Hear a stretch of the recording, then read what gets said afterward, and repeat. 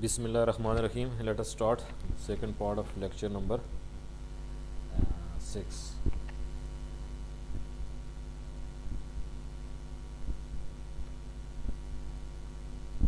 Second part of lecture number 6, part second.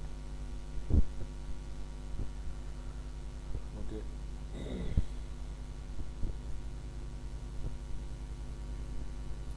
Energy resources, जैसे कि अभी थोड़ा लेक्चर 6 पार्ट 1 में मैंने आपको बताया था क्विक रिव्यू करेंगे इसका। क्विक रिव्यू ओवरलैपिंग है। पर्पस क्या है? सबसे पहले पर्पस इसका क्या है? पर्पस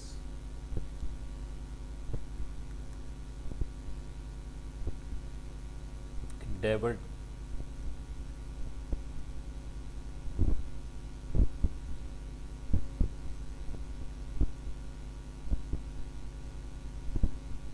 किसी के पास अगर बुक नहीं है डेविड एम बुशरा की तो ठीक है, वो स्लाइड्स से थोड़ा बहुत आइडिया हो जाएगा कि किस तरह से बुक है। ठीक है, उसकी क्योंकि मैंने बुक दिया वाली बुक रिकमेंड की है आपको, उम्मीद करता हूँ सब ये ले लेंगे। तो उसी बुक में से जो स्लाइड्स हैं, इसमें एक बुक में कंसेप्ट ये है कि फॉसिल फ्यूल साथ ही प्लस इन्वायरमेंट, हर एक के साथ प्लस जो है ना इन्वायरमेंटल इफेक्ट्स पॉजिटिव और नेगेटिव डिस्कस किए गए। न्यूक्लियर एनर्जी प्लस इन्वायरमेंट, जो भी इन्वायरमेंट था ठीक है, अलग नहीं है। ठीक है, सोलर एनर्जी इसका इन्वायरमेंटल इफेक्ट क्या है इस बुक के अंदर अगर देखेंगे तो इसमें energy sources and environmental effect of these energy sources. ठीक है, सबका आपका इन्वायरमेंटल इफेक्ट आपका। तो क्विक रिव्यू है, जैसे कि पहले काम करेंगे क्विक रिव्यू कि बहुत सी चीज़ें ऑलरेडी हम डिस्कस कर चुके हैं, तो इस ओवरलैपिंग होगी, जो चीज़ें नहीं होगी उसको हम थोड़ा बहुत हाईलाइट करेंगे, अदरवाइज इसको फास्ट फॉरवर्ड या क्विक रिव्यू करेंगे हम। फास्ट फॉरवर्ड, फास्ट, और आप कह सकते हैं क्विक क्विक रिव्यू। इसमें से पहले शुरू में आपको बता दूं कि इसके अंदर में 2 numericals related to environmental effect.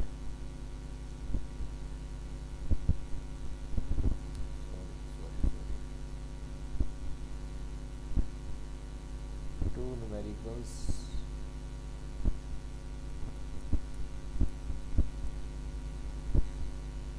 related to environmental effect वो भी डिस्कस कर लेंगे। लेट अस स्टार्ट, आगे चलें हम। Fossil fuel, first topic is fossil fuel. What is a fossil fuel? Oil, coal, natural gases discuss कर चुके हैं, ये ऑलरेडी डिस्कस। ठीक है, इसमें कोई नई चीज़ नहीं है। देन ये जो नई चीज़ है इसके ऊपर थोड़ा बहुत आपको आइडिया दे दें कि फॉसिल फ्यूल ऑयल गैस है, इस बड़ी इंपॉर्टेंट, वेरी इंपॉर्टेंट डायग्राम कि आपको इसको कहते हैं स्पैगेटी डायग्राम, इसको कहते हैं। आप बुक अगर देखें तो इसको तकरीबन 2-3 पेजेस में इसको एक्सप्लेन किया गया है।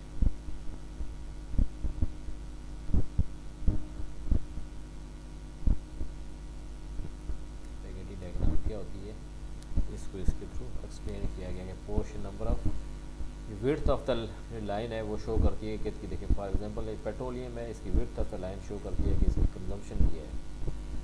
अब यहाँ पे देखें विड्थ चेंज हो गई है, यहाँ पे डिफरेंट है। ये detail analysis of energy, estimated use, US energy use. ठीक है, कंजम्पशन या यूज, इसकी डिटेल डायग्राम है 2012 से ऑनवर्ड, आप देख सकते हैं। Important diagram. नेक्स्ट आपका यहाँ पे fossil fuel heating value, different material हम डिस्कस करें। लेग्नाइट, सब बेटानमेस एंड एंथ्रेसाइट, हीटिंग वैल्यू और moisture content. Heating value already हम डिस्कस कर चुके हैं। मॉइस्चर कंटेंट हमने डिस्कस नहीं किया, ये न्यू है, इट इज़ न्यू। आप देखेंगे इसमें न्यू है कि इसमें लेग्नाइट में मॉइस्चर कंटेंट सबसे ज़्यादा है और एंथ्रासाइट में सबसे कम है। इससे पहले हम हीटिंग वैल्यू एंथ्रासाइट में सबसे ज़्यादा है और लेग्नाइट में सबसे कम है, ये डिस्कस हमने किया था प्रीवियस लेक्चर में। इसके पेट्रोलियम ऑयल क्या होता है, केरोसिन क्या होता है, ठीक है, बेटोमिन क्या होता है और केटा जैसे इसे कहते हैं, ये इसकी डेफिनेशन है। ठीक है, तार लाइक मटेरियल है, वैक्सी मटेरियल है, तार लाइक मटेरियल इसको, ठीक है। फर्स्ट स्टेज केरोजेन है, देन तार लाइक है, then process of converting kerogen into bitumen, इसको कहते हैं केटाजेनेसिस आप कह सकते हैं। नेक्स्ट है फॉसिल फ्यूल। इन्वायरमेंटल के हिसाब से है कि फॉसिल फ्यूल में आपका नेचुरल गैस का फार्मूला CH4, उस कोर्स में नहीं लगे, ये स्लाइड आप समझ लेंगे इसको आप, ये न्यू स्लाइड है न्यू। देन CH4 का फार्मूला क्या है, ठीक है। अब chemical reaction that occurs burning fuels में जो केमिकल रिएक्शन है, ये आपसे पूछा जा सकता है कि किस तरह से है कि CH4 का जो बर्निंग केमिकल रिएक्शन किस तरह से होगा, ठीक है। CH4 plus O2 CO2 2H2 plus energy. तो इसमें से जो न्यूमेरिकल है वो ये आप डिस्कस करेंगे कि फॉर एग्जांपल हमने इतने किलो मेथेन जलाई है, तो ये इसके content, find out the content of in KGs in gram CO2, how many KGs available after burning, हो सो मच CH3 गैस, ठीक है। इसकी इन्वायरमेंटल इफेक्ट के लिहाज से इक्वेशन की हम डिस्कस किया गया, जिसने केमिस्ट्री पढ़ी होगी। Equation shows 2 for more molecules, किस तरह से ये आगे चले। ये एग्जांपल आ गई इसकी। Example 1.5 determine the molecular weights आ गया एग्जाम्पल। पर्पज़ हमारा क्या गया ना CH2 का फाइंड आउट करने के, इसकी इन्वायरमेंटल के ऊपर कितने इफेक्ट पड़ते हैं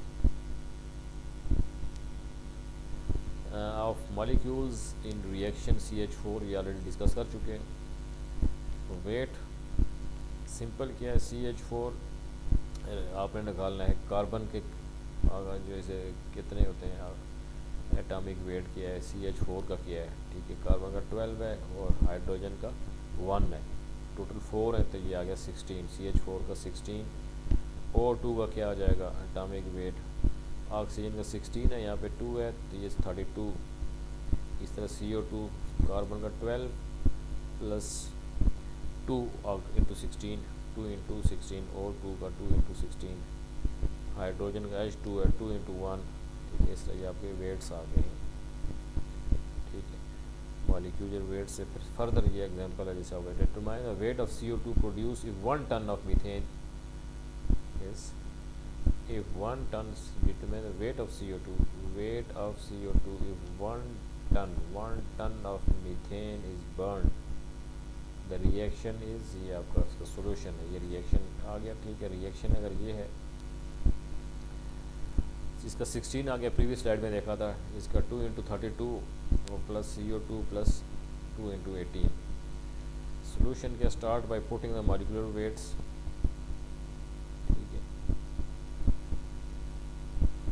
below each reactant and multiply each weight by number of molecules, ठीक। सिंपल हमने प्रीवियस स्लाइड में show in the equation.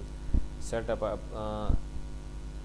Proportions, अब प्रोपोर्शंस के थ्रू जो हमने मैथमेटिक्स का टूल है उसके थ्रू हम देखेंगे कि proportion with CH4 on the left and CO2 on the right, solve the weight of CO2, 16 divide by 1 ton is equal to 4, ये इसका होता है X.27 टन्स। अब किस तरह करना है ये इसमें उन्होंने बताया कि आपने क्या करना है। अगर इसकी बुक के अंदर ये एक सॉल्व है, लेकिन यहाँ पे आपने सॉल्व नहीं की, जस्ट आपको शो किया हुआ है इसकी प्रीवियस जो फॉसिल फ्यूल्स, ठीक है। ऑयल गैस नेचुरल डिस्कस कर चुके हैं, आगे चलें। इन्वायरमेंटल इफेक्ट किया है इसके अंदर फॉसिल फ्यूल का, ये disaster that has not received much attention in coals, seam fires, ठीक है। These underground fires have been started by both natural means and humans. 3% of world industrial carbon emission may come from these fires. आपकी जो fire होती है, सीम fire जो ज़मीन के अंदर होती है, वो इसके 3%। One fire in India has been burning since 1916 and has consumed estimate 37 million tons of coal. ये इसका एक environmental effect. Nuclear energy, binding energy की है, इसका सिंपली एक्सप्लेन किया गया, आयरन की सबसे हाई है। The nuclear energy accounts for 8.7% of the world's energy supply. Nuclear This the concept of binding energy is presented here for different material के concept क्या binding energy of iron then other materials ये मतलब binding energy है different इनके atomic weight लिखे हुए नीचे we have discussed fission fusion इसकी definition है fission reaction chain reaction incoming neutron when strikes with the fissionable material another two neutrons are available these neutron contribute another fission reaction so there is a chain of neutrons reaction इसको chain reaction कहते हैं nuclear energy का क्या है pressurised water reactor का diagram दी गई है नीचे सिंपल ठीक है न्यूक्लियर एनर्जी इसके अंदर आपको एक टोकामार्क रिएक्शन चैम्बर बड़ा फेमस ये रिसर्च पर्पस के लिए बनाया गया है ठीक है उसका एक आर्टिस्टिक इंटेंशन दिए गए हैं fusion reactors offer promise for the future with unlimited fuel unlimited fuel from water but have been notoriously difficult to approaches to build अच्छा इसकी टू अप्रोचेज ऑफ न्यूक्लियर ये क्योंकि ये फ्यूजन रिएक्टर का क्या फ्यूजन फिर भी इसके ऊपर रिसर्च जारी है इसके टू अप्रोचेज हैं one approach initial method in which pellets of fuel are dropped into container in compressed to ignite temperature using lasers first inertial method and second is the containment of super hard plasma that super hard plasma that has the reaction to date the most successful design is a large in today आज तक ये याद करें टोकामार्क design बस ये इसकी एक दिया गया ITER टोकामार्क फ्यूजन रिएक्टर ठीक है उसके डिज़ाइन दिया गया कॉन्सेप्ट ठीक है nuclear energy environmental effects of nuclear energy के हमने डिस्कस किया था कि environmental effects of nuclear energy क्या कि न्यूक्लियर डिस्पो जो वेस्ट है उसका nuclear effects are fusion reaction include potential and cultural accidents एक तो एक्सीडेंट है जिस तरह चेरनोबिल का हुआ है फुकुशिमा जापान का हुआ है radioactive waste disposal is another environmental requiring a large term storage okay, large term storage long term storage sorry water can dissolve and transport in nuclides by getting waste zone above the water table water transport of waste can be avoided these are the problems the solar resources okay. the solar spectrum को discuss किया गया है visible region non visible region etcetera ये आप देख सकते हैं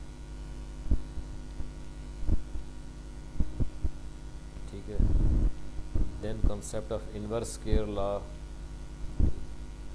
इसके अंदर एक और फार्मूला है एक और न्यूमेरिकल नंबर 3 आप कह सकते हैं ये हमने सॉल्व किया गया ये आप देख सकें कि दिखाया गया है कि किस तरह से distance between sun and this surface is 159.6 × 10⁻⁹ metre ठीक है ये आपका क्या 1 मीटर स्क्वायर की सरफेस है perpendicular the incident radiation at the edge of the atmosphere 1 metre का then find out this one ठीक है solar constant this is called solar find out the solar constant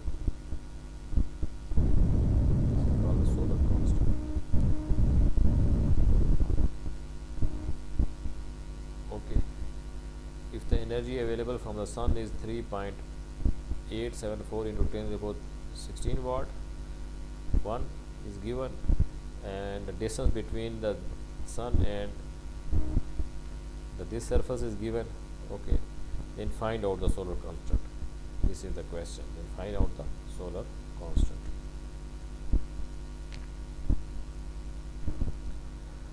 terms हैं कुछ ठीक है 1 2 बड़ी power global horizontal irradiance direct normal irradiance and diffuse horizontal irradiance, इसकी यहाँ पे डेफिनेशन दी गई। Then comes the map of average annual solar resources for the US. अब ये देखें कि यहाँ से इस ये एरिया जो है ज़्यादा रिसोर्सफुल है। देन कम्स दिस एरिया और देन कम्स दिस, सबसे ज़्यादा है यहाँ पे सोलर रेडियस है, फिर उसके बाद सेकंड नंबर पे, फिर थर्ड है, फिर फोर्थ पे ये आपका अलास्का जो बहुत ही इंतहाई नॉर्थ में आ जाता है। तो डिफरेंट क्लास आपकी solar map, a map of average annual solar resources of the world. ठीक है, ये आके देखें आप ज़्यादा, this and then this one, different categorization. Solar resources, environmental effects of the solar resources, what are the environmental effects of the solar energy, इसको हम देख लेते हैं कि क्या है। Manufacturing including certain hazardous materials, number 1। Manufacturing material कौन कौन से होते हैं इसमें देख सकते हैं, लेड है, ठीक है, एंटीमनी है, इस तरह के डिफरेंट आप कह सकते हैं और भी मटीरियल है। Disposal of panels when life of the product is over, disposal of panels. Certain types of solar installation have water requirements, ठीक है, land use issues, effect on wildlife, etc. etc. इसको डिटेल में देखेंगे बाद। The wind resources, the tropical cell, mid latitude cell and polar cell, यहाँ पे wind resources are available।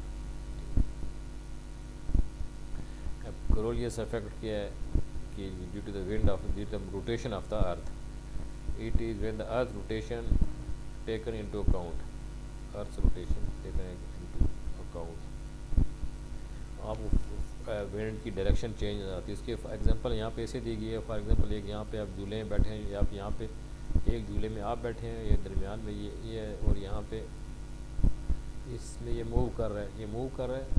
अगर यहाँ से आप बाल आप थ्रो करेंगे, ये मूवमेंट कर रहा है, बाल आप थ्रो करेंगे तो आपको नज़र आएगा कि बाल इससे स्विंग हुआ है, ठीक है, आप रोटेट कर रहे हैं। तो इसी तरह से ये डायरेक्शन जो है विंड ऑफ मूव करती है, रोटेशन के हिसाब से इसको कोरोलियस इफेक्ट करते हैं। The winds are deflected by the Coriolis forces, जिसने साइंटिस्ट का नाम था जिसकी इस रखा गया Coriolis force, that adds an east west component the movement of the air in the global air cell. Wind resources and transmission lines, ठीक है, विंड रिसोर्सेज दिखाए गए हैं, हाईएस्ट, मार्जिनल, ठीक है, ये उसके हिसाब से ज़्यादा कोस्टल एरियाज आपको नज़र आएंगे, east coast and west coast of USA. Map of wind resource for the world, 5 kilometre global wind, ठीक है, जहाँ से लिया गया उसका रेफरेंस भी है, चेक कर सकते हैं।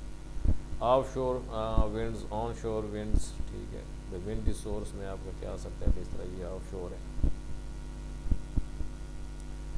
Environmental issues, land use and visual eyesore is structures में create hazardous for small aircrafts, ठीक है, noise another big issue, ठीक है, bird strike is another big issue, आपको जैसा बताया था। additional power line infrastructure आपको चाहिए होता है कि यहाँ पे resources far from the consumer centres या इंडस्ट्रियल सेंटर्स, आप तो जहाँ पे रिसोर्स अवेलेबल होगा वहाँ से ट्रांसमिशन लाइन की कास्ट आ जाएगी। नाइज आप कह सकते हैं जिसके लिए 2 किलोमीटर तक आपको, अगर इसकी भी रिसर्च हो रही है कि ऐसे टर्बाइन जो नाइज ना दें, bird strike etcetera etcetera.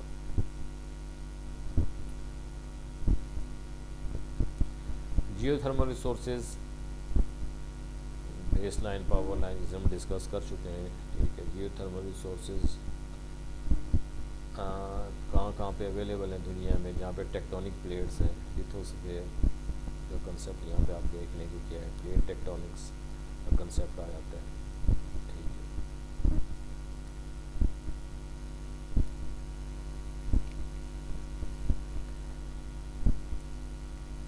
Over time, the outer surface of the earth is divided into plates that form the lithosphere. The best spot for geothermal energy tend to be near the plates boundaries, plates boundaries,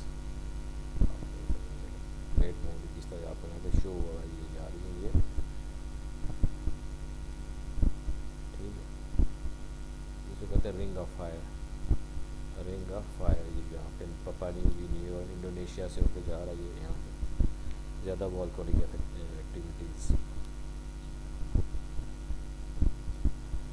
the US best geothermal sites जो है उनकी west side पे है। यहाँ पे देखें ये west side है कैलिफोर्निया इस एरिया में, ईस्ट में देखें बिल्कुल नहीं है और वेस्ट में उसकी है यहाँ पे हवाई। यहाँ पे ये प्लेट जो है वो टेक्टोनिक प्लेट्स की वजह से यहाँ पे सोर्सेज है।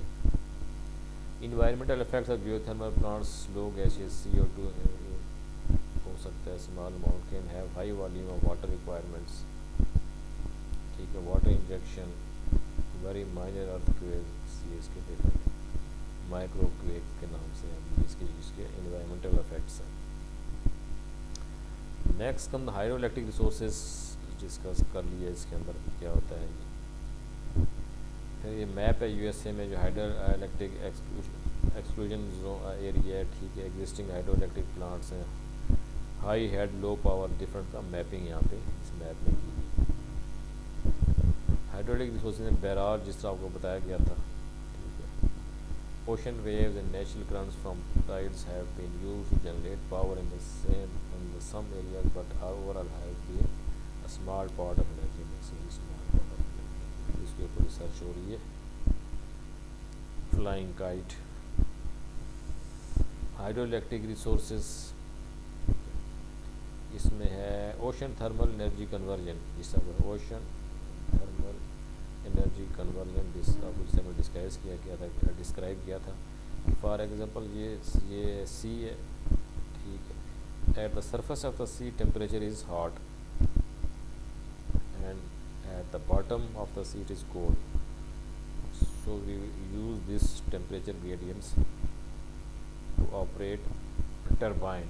Ammonia, this is ammonia vaporization, okay, you can see that यहाँ पे जो है ये इस साइकिल में आप देखेंगे अमोनिया जो है वो टरबाइन को ड्राइव करती है, क्योंकि यहाँ पे हॉट है, ये भी हॉट है, वार्मर वाटर है, वार्मर वाटर आपको नज़र आ रहा होगा, वार्मर वाटर, और ये वार्मर वाटर जो है ये टरबाइन ड्राइव करके। अब कंडेंसर जो है वो फ्रॉम कोल्ड वाटर, एक hot water source,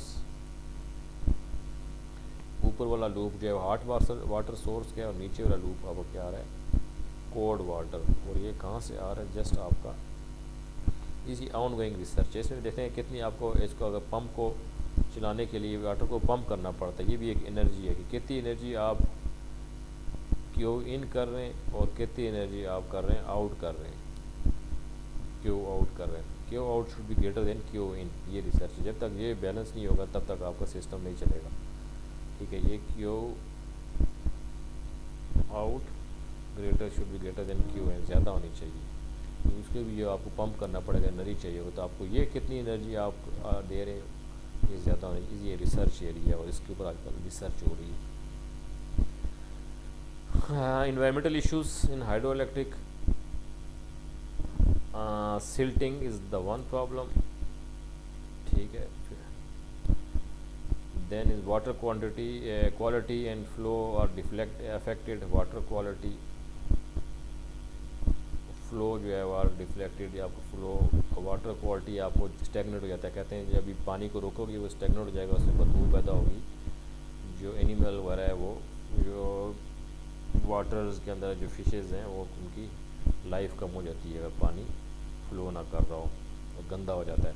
loss of fish, जिसे इसी से दिया जाता है, loss of fish habitat and upsetting natural migration patterns, loss of scenic and wild reverse, and wild rivers, loss of useful land and reservoir, ये different आपके hydroelectric resources हैं। Then come the biomass and biofuel, ठीक है, इसका ये एक diagram है कि हाइड्रोइलेक्ट्रिक कितनी परसेंट है, बायोफ्यूल देखेंगे greater than hydroelectric, wind solar 1%, geothermal इसको हम डिस्कस कर चुके हैं डिटेल में, जस्ट आगे चलें। बायोमास, हाँ ये एक न्यू मैप है कि बायोमास के ऊपर भी इनका एक मैपिंग होने की है, न्यू स्लाइड है। इस तरह बाकी भी तो आपको रिसोर्सेज की स्लाइड्स अवेलेबल होती हैं, इसके अंदर आपने देखें 1000 ड्राई टोन्स पर भी है, ठीक है। डिफरेंट आपको देखें यहाँ पे एरिया दिए हुए हैं कौन कौन से बायोगैसेस के एरिया में। ये फ्यूल है एथेनॉल, प्रोडक्शन का उसका प्रोसेस दिया गया है, वहाँ से बायोडीजल किस तरह बनता है। देन कम द सिलेक्टेड की term end of the course, selected की टर्म्स है, ठीक है। देन टू एंड फॉर से ऐसे भी आपको आइडिया हो जाएगा। Primary use of coal is for industrial और heat. The formation of coal into an organic peat is called diagenesis. True है फॉल्स है, आपने बताना। Burning any fossil fuel releases CO2। The major issue with nuclear power is the large amount of cooling water required. The fuel of future fuel reactor is CO2. ये बताना आपने fall है। The solar spectrum refers only to visible light. The Coriolis force adds an eastward component. Hydroelectric resources are concentrated in mountainous region. Geothermal heat pumps cannot be used for cooling. Biomass burning can help electrical power station to alleviate some of CO2 emissions. तो इसके answer भी आप check कर लें answers, ये आपके YouTube की था। इसमें थोड़ा बहुत आपको ये हुआ है कि बुक के हिसाब से आप देख लेंगे कि कौन सी बुक है। ये बुक अगर हो तो बुक में काफ़ी डिटेल में है, स्लाइड्स तो आपको कम शो हुई है। इंशाल्लाह इन द नेक्स्ट लेक्चर होगा, नेक्स्ट होगा लेक्चर नंबर आई थिंक 6 7।